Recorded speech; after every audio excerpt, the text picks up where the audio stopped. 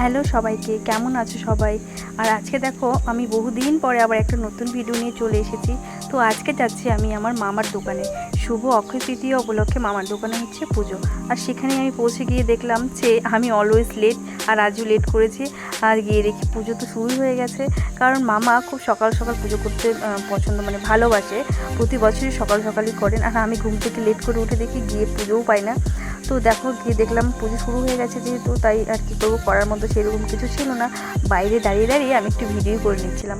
আর যেহেতু দোকানের পুজো, সেই কারণে কিন্তু খুব অল্প জায়গার মধ্যে সবটা ম্যানেজ করতে হয়। আর আমার মামার হচ্ছে কেকস, বিস্কিট, ভ্যারাইটিস এই সমস্ত কিছুর দোকান। তো পুজো হয়ে গেছে, এখন প্রসাদ বিতরণের পালা। তো আশেপাশে যত দোকান আছে প্রথমে তাদেরকে প্রসাদ দিতে হবে। তো সেগুলোই রেডি করছিলাম আমি আর মামি মিলে। তো আমি এগুলোতে একটু কাজে হেল্প করে দিচ্ছিলাম। তো এই দেখো এখন দোকানে কাস্টমার এসে তাদেরকেও প্রসাদ দিচ্ছে। আর পুজো হয়ে যাওয়ার পর এই প্রসাদ দেওয়া কিন্তু একটা বিশাল বড় কাজ, সবাইকে প্রসাদ দিতে হবে।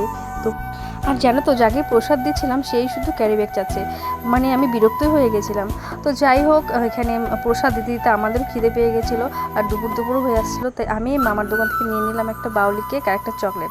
আর মামিকে বললাম যে আমার চকলেটটা তুমি খুলে দাও, আমি খাচ্ছি, তুমি তো খাবে না চকলেট, তুমি পছন্দ করো না। আর আমি এগুলো পছন্দ করি, আধা বেলা আমার এগুলো খেয়েও চলে যাবে। তো যাই হোক, এগুলো খাওয়ার পরে আমি কিন্তু আর কিছু খাইনি, আমার পেট একদম অলরেডি একদম ফুল হয়ে গেছিলো। তো এইভাবেই কিন্তু আমার দিনটা বেশ ভালোই কাটলো। আর তো সন্ধ্যেবেলা কিছু স্পেশাল গেস্টদের জন্য এখানে মামি প্যাকেট করে নিচ্ছিল।